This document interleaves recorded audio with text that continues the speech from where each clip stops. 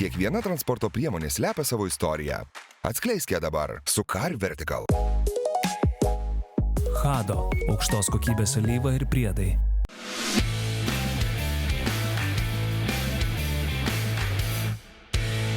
Labas rytas. Labas rytas. Jūsų ekranuose Gazas Dugnas Original. Nuo čia viskas prasidėjo. Taip, vat labai gerai, kad paminėjai. Visa Gazo istorija prasidėjo būtent nuo Gazas Dugnas, o po to pasipildė įvairiais žodžiais. Gerai, bičiuliai, šiandien mes turime labai ypatingą dieną.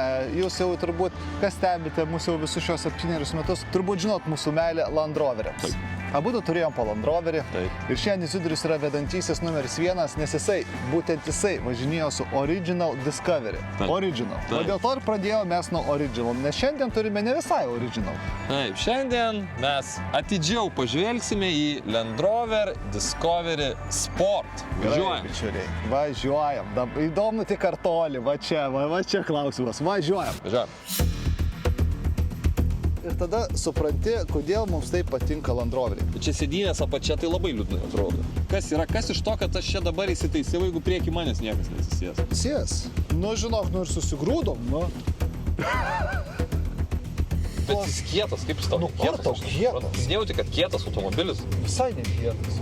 Čia yra vienas iš tų automobilių, kurį aš prisiminsiu.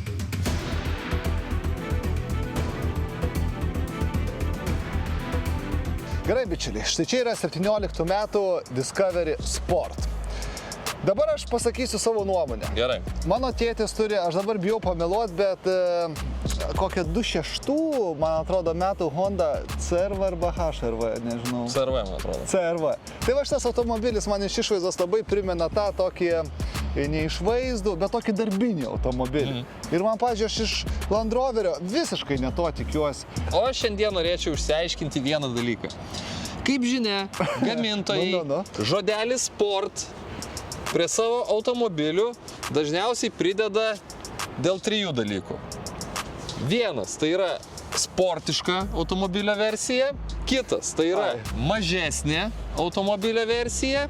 Trečias, tai yra nubausta automobilio versija. Kodėl? Pameni, mes rodėme tokį automobilį Ford Bronco Sport. Ir palyginus. Nieko bendro. Ir palyginus su didžiuoju Ford Bronco, tai buvo visiškai nubausta Bronco versija, nes jis mažai ką turėjo su to automobiliu bendro. Toliau yra Land Rover Range Rover Sport. Bet palauk, dabar tai yra sportiškesnė ir dar mažesnė Range versija. Bet kai mes naujausią, tai mums labai patiko. Ne, tai aš sakau, čia yra jau geras dalykas. Tai jau nėra nubaustas. Ir Land Roveris prie Range Roverio pridėjo sport, padarė sportiškesnį, mažesnį, bet nepasakyčiau, kad labai blogą automobilį. Tai negali sakyti, kad nubaustas buvo. Jūs įdomu, kad laisvalaikiu sudaro nubaustųjų ir nenubaustųjų sąrašą. Pavyzdžiui, jeigu yra versija sport ir desport, tai yra nubaustas, nenubaustas. Tai dabar žiūrėk, dabar klausimas. Tai šitas nubaustųjų sąrašas? Nežinau. Nežinau, va čia pabandysim tai išsiaiškinti. Bežau, pagal išvaizdą tai man labai nubaustas. Sutinku, pagal išvaizdą man jis irgi. Dabar žiūrėk, kitas klausimas. Mes diskutavom su Izidoriu, tavo buvo 12 metų. 14 metų, čia turim 17. Tai dabar iš išvaizdos žiūrint, tavo Discovery ta dėžė ir šitas, jei šis neturi nieko bendro apskritai. Absoliučiai. Su 4 Discovery šis automobilis bendro turi tik tai, kad šis automobilis būna 7vietis. Nes Discovery jau tokia labai išskirtinė savybė buvo tai, kad jis buvo 7vietis. Tai va ši mažesnė versija taip pat būna 7vietė ir šiandien kaip tik tokį automobilį ir turim. Daugiau bendro jis neturi absoliučiai nieko. Tai yra mažesnis automobilis, tai yra nerėminis automobilis, tai yra daug pigesnis automobilis ir jis turi daug mažesnius variklius. Na, jau pirdamas Land Roverį, tai ką padaryčiau, tai pirmiausiai, patikrinčiau į Car Vertical. Vis tiek baisu, nežinau, vis tiek visi bijom mes tų Land Roverį. Ir jeigu jūs renkatės nebūtinai Land Roverį, bet kokį kitą automobilį, mūsų rekomendacija numeris 1, tai įsiveskite kėbulo numerį į Car Vertical ir pamatysite visą istoriją. Šiandien beje, mačiau, diskutuoja, ar, pavyzdžiui, sako, nusipirkau automobilį skendusi. Ir tada nusipirko, nepatikrinę žmogus Car Vertical ir dabar vargsta. Tai dabar žinai, kokia diskusija vyksta? Spėk, kokia pagrindinė diskusija, kai žmogus nusipirko skendusį automobilį. Kur skendęs? Kokiam vandenį? Kokiam vandenį ir kiek. Žmogus sako, ne iki pedalų tenai. Kitas sako, ne, aš matau, kad ir vairas jau, žodžiu, galite turėti daug reikalų. Ir svarbiausia, mūsų nuolaidos kodas yra Gazas Dugnas. Jūs sužinote informaciją, sutaupote 20% sumos. Viskas, dabar dar kalbėsi? Aš pasakysiu taip. Aš manau, kad Discovery Sportas teoriškai turėtų būti pirkėjų labai patrauklus automobilis. Kuris? Šis. Tu tik nenujuokim. Tarp kitko, jos labai perka. Ką tu čia nusikalbi? Nusikalbi. Šitus perka? Taip. Kur? Todėl, kad jis yra praktiškas. Jis yra pigesnis už kitus Land Rover modelius, bet aš manau, kad jis turi gerasias Land Roverio kai kurias savybės, tai yra gerą pravažumą bekelį, nes jis taip pat būna 4 varančiais ratais. Ir mes su Paulium daug diskutavome, ar iš vis Discovery 4 galima priskirti prie SUV, tai vat Sportą Discovery prie SUV priskirti tikrai galima. O tai jau prie ko, priskirsi? Man jis yra visureigis. Jau visureigis tą priskirsi. Taip, rėminis automobilis. Man kažkaip rėminį automobilį pavadinti SUV visiškai nesiverčia liežuvį. Man tai išvaizda labai jau blanki. Man čia yra vienas iš blankiausiai atrodo. Gerai, aišku, ten yra komplektacijos dalykai. Bet aš taip žiūriu, ar jį galim kažkaip supagražinti. Ir aš manau, kad, žinok, visai būtų geras projektas šitas. Aš taip, pavyzdžiui, žinau. Beje, kodėl mes prakalbam apie projektus? Nes kaina šito automobilio, kai man pasakė Izidorių, žinok, aš žiauriai nustebau. Taip. 2017 metų automobilis, 2 litrai dizelis, apie 180 arklio galių ir šis automobilis kainuoja apie 10 000 eurų. Aš galvojau, kad jisai bus brangesnis. Aš irgi galvojau, kad jis yra brangesnis, bet šiandien turime automobilį, kurio rida yra 220 000. Aš manau, kad rida prie tos neaukštos kainos prisideda. Ir va, Paulius, kol eina apie automobilį, aš dar vieną, paskutinį dalyką apie išvaizdą noriu pasakyti. Matot šitą plastikinį dangtį ant kapoto? Matau. Žinai, kas čia yra? Plastikinis dangtis. Airbagas. Aš matau parašytą airbag. Čia yra saugos pagalvė pėsčiajam. Nu va. Jeigu netyčia numušite pėstį, tai čia išsiskleis saugos pagalvė ir jam kristi bus minkščiau. Jisai savo laiku gavo maksimalų įvertinimą, žinai, saugumo. Paplojam. Ir visgi dar vieną dalyką noriu pasakyti. Aš manau, kad Land Roveris nusprendė, kad reikia pagaminti modelį, kuris pasirodytų patrauklus pirkėjui, nebūtų toks brangus. Tai kodėl tokį negražų padarė? Tai jį padarė blankesnį, nes yra kitas modelis. Gal kad nereikianti. Labiau prieinamas, tai yra Evaukas, tai toks salės stilingas, žinai. Bet jis labai mažytis. Tai bet jis ant tos pačios platformos. Bet jis mažytis. Dabar tu įsivaizduok, Evaukas 7 vietį. Jo, bet jis stilingas, toks, žinai, stilingas. O šitas, jis toks praktiškas, gal blankaus dizaino, bet vis tiek gali užsidėti ženkliuką, kad tai yra Land Roveris.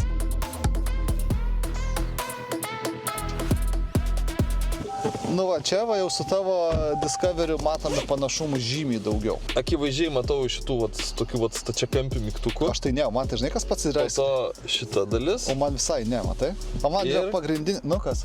Man tai pagrindinis, tai yra ekranas šitas centrinis ir šita minkšta panelė. Ant durelių, ant dėtuvės formos vis tiek yra, vis tiek Land Roveris. Aš jau, žinokit, neslėpsiu. Aš labai kritikavau išvaizdą, bet aš įsėdęs į vidų, aš buvau apakęs. Tikrai neslėpsiu, duris, oda kokybiška, čia oda kokybiška, čia viskas puikiai. Va, atsisėdus į vidų ir tada supranti, kodėl mums taip patinka Land Roveriai. Čia yra kitaip ir čia yra kokybiška. Pravažiavęs 220 000, tai ta prasme, jisai čia, žinok, realiai jis yra kaip naujas. Ne, žinokit, nepykit, bet man, pavyzdžiui, čia yra labai viskas patinka. Man irgi salonas patinka. Išvaizda nedėra su vidum, aš atsisėdęs į vidų galvoju, wow! Bet, žinai, kas labai keistas šitas pasidėjimas. Žiūrėk, čia atidarius šitą juostą turime podelių laikiklius. Taip. Šitą laikiklį išimi ir čia dar turim dėtuvę. Bet tai kiek daug dar čia įsijama. Gerai, o dabar yra pagrindinis dalykas keliantis klausimą. Automobilis nėra super didelis, bet jisai yra 7-vietis. Tai dabar mūsų yra užduotis išsiaiškinti, ar nedidelis automobilis ir 7 vietos dera ar nedera. 4 Discoveris turėjo ganėtinai neįprastą kėbulo formą, nes jo galas buvo labai orientuotas į gale sėdinčius keleivius. Sportas šios kėbulo savybės neturi. Bet jau atidarius duris matome, kad galinės sėdynės yra sumontuotos aukščiau negu priekinės ir matom, kad jos turi stumdymo funkciją. Šitoj eilėj vietos tikrai yra nemažai. O dabar pasižiūrim įdomiausią vietą, tai 3 šio automobilio sėdynio eilė. Pirmą įvertinam, kaip patogu į galą įlipti. Atlušas ir sėdynė pasistumė. Šioj vietoj pagalvota, įlipti ganėtinai patogu, bet kaip čia atsisės, kad čia žinai, kad Žinot, kad čia net nesėdynė, čia kažkoks patiesalas tiesiog padėtas ant bagažinės Kaip tik dugno. podelių laikiklis net yra. Ir atlošas normalaus dydžio. Bet čia sėdynės apačia tai labai liūdnai atrodo. Oi, ne, baikit. Tu pasižiūrėk, čia neįmanoma kojas. Gerai. Nu ir ką, blogai? Ne. Bet tada kitas klausimas, o kas tilps čia? Nieks netilps. Ne, čia trečia sėdynio eilė yra visiška teorija. Aš nelabai įsivaizduoju, koks tikslas yra turėti tokią trečią sėdynio eilę. Bet aš manau, kad to ir galėjom tikėtis. Automobilis yra tiesiog per mažas. Tai bet tilpai, kas yra?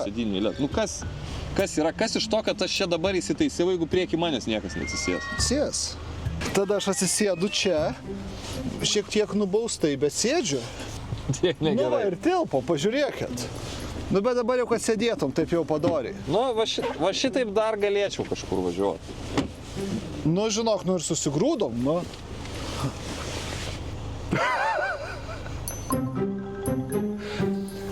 Ir akivaizdu, kad atlenkus trečią sėdynių eilę bagažinė tiesiog neegzistuoja, bet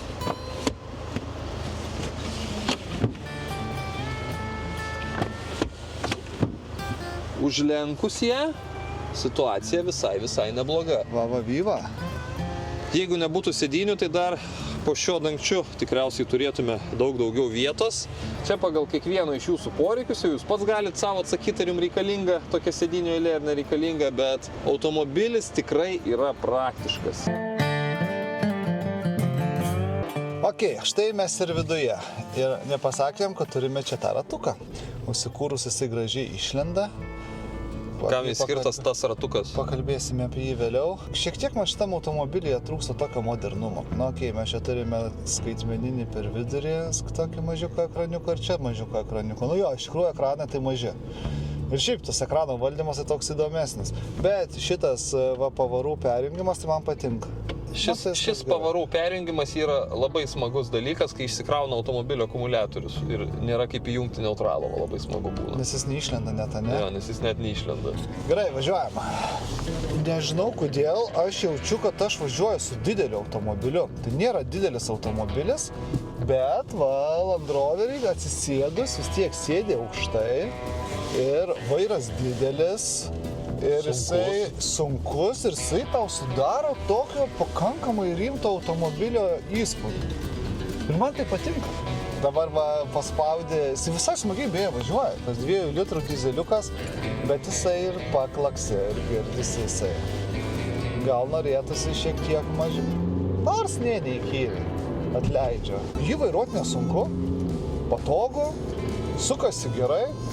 Aš žinok, nustebu, kad jis taip 2 litrų smagiai visai važiuoja. Bet jis kietas, kaip jis tau kietas? Nu, kur tau kietas? Tu nejauti, kad kietas automobilis? Visai nekietas. Tau čia nekieta pakaba? Žinot, kur yra bėda? Paulius važinėja su trečia Tesla ir po trečios Teslos, tai bet kuris automobilis jam yra minkštas. Kai limuzinas. Turbūt sunku rasti kietą automobilį Pauliui po Teslos. Tai va, mano išvada tokia. Atsisėdos pasijauti, kai važiuotum tikram visureigyje. Sėdė aukštai, bet vairuoti yra labai lengva.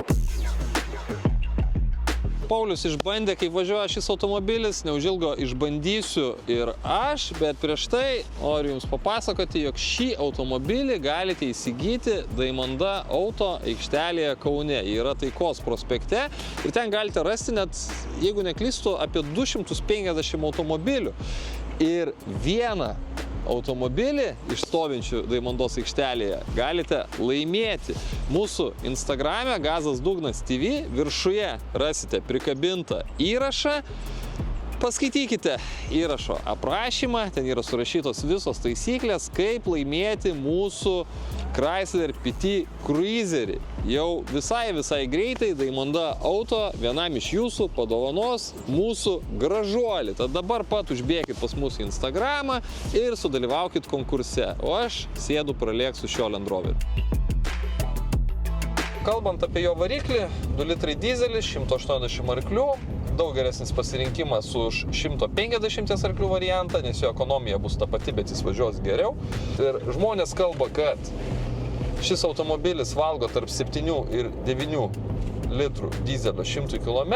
Mano kol kas pažintis artimesnė 10 litrų 100 km, bet kokiu atveju pagal savo galę vis tiek dizelis yra ekonomiškas. Grįžtant prie problemų, su kuriom gali susidurti šis variklis, tai okei, iš vienos pusės jo grandinės paskirstymo mechanizmas tiesiog yra silpnas, bet daug problemų galima išvengti tinkamai automobilį aptarnavus. Tai jeigu galit matyti automobilio istoriją, kaip tankiai būdavo keičiama šio variklio alyva, jeigu ji nebuvo keičiama kas 20 arba 30 tūkstančių kilometrų, tai daug problemų su šio varikliu išvengsite.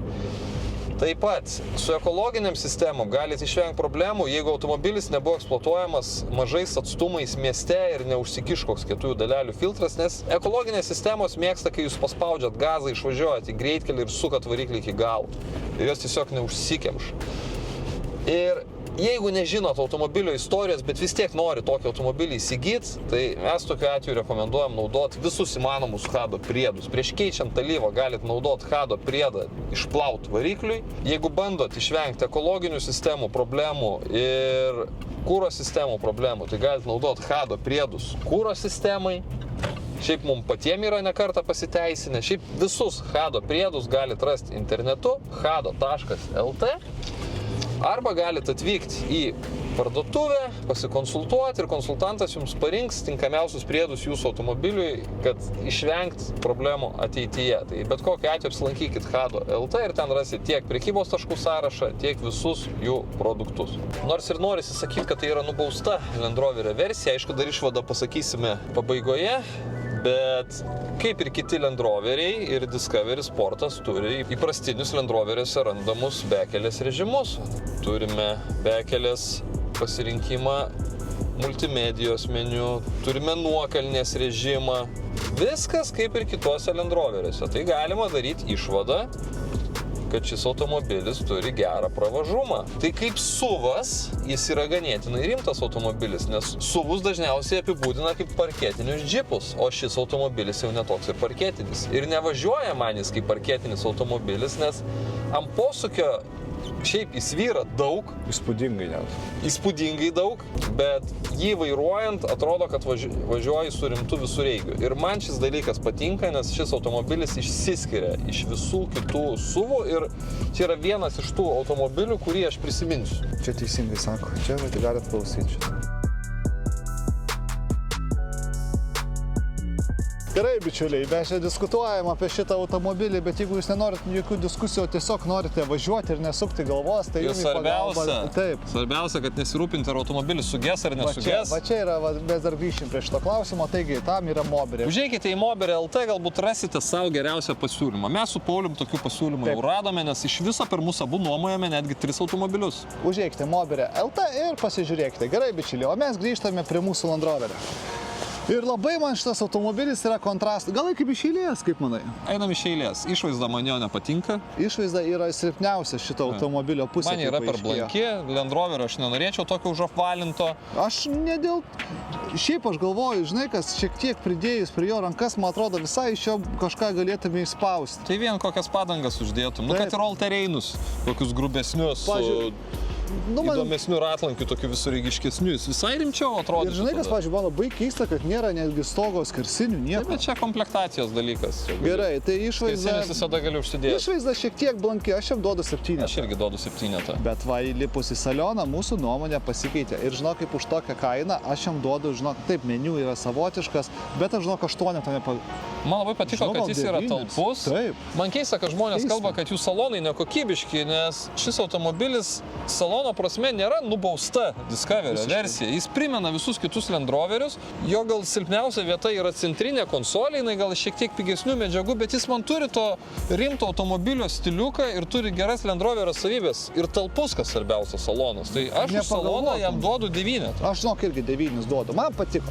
O dabar yra jausmas. Ir dabar, žinai kas yra? Važiuojas jis gerai. Bet žinai kas, mes važiavom ir žiūriu stovi didysis Range'as. Matai važiuojant? Jo. Ir žinai kas yra? Šitas, kad ir koks jis bebūtų SUV-as, parketinis pusiau ne, bet jis išlaiko tą dvasią tokio visureigio. Jisai turi visureigia privalumus, kad tu važiuoji ir jauti, kad važiuoji su rimtu automobiliu. Aišku, jis ant posūkio svyra, gali jis Bet tai net standokas. savotiškai žavu. Tai yra visureigio žavesys, bet jis neturi rėminio automobilio problemų, kad važiuoja, jis visas tamposi. Jis yra labai geras derinys visureigio ir kasdienio automobilio. Jis turi tą Land Roverio jausmą, Labai patiko šitas. bet neturi Land Roverio va, kokio kovinio diskomforto. Labai gerai. Ir aš šitą automobilį atsiminsiu ir aš žinok, emocijai visgi duodu netgi 9. 9. Žinok, man jisai patiko, kaip važiuoja su juo, nes viskas, nesiplėskim. 9 yra labai gerai.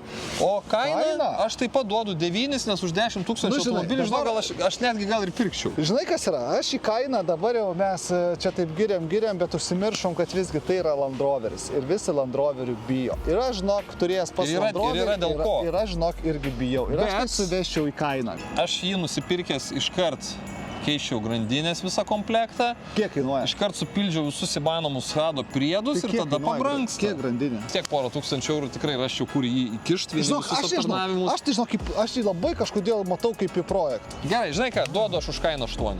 Gerai, sutinkam, 8. Beje, užbėgti į mūsų Instagramą, mus pasiekit ir balsuokit, nes jeigu nebalsavo, tai tada jau negalite ten sakyti, kad oi blogai balsuoja. Taigi, šį kartą Izidorius jums ant stalo pateikė štai šį Land Roverį. Štai čia matote Instagramo balsavimo rezultatus, matom bendrą balų vidurkį šiam automobiliui, o jums noriu priminti, kad rytoj pasimatysime netgi 2 kartus, 10:30 per TV6 su E-gazas dugnas, o 16:30 per TV3 su gazas dugnas šou ir įdomu, kad vienas iš mūsų svečių vairuoja būtent tokį modelį. Čia filmuojam, žiūrėk. Taip, filmuoja. Na, gerai, viskas, ačiū bičiuliai, kad buvote ir iki rytojaus. Iki.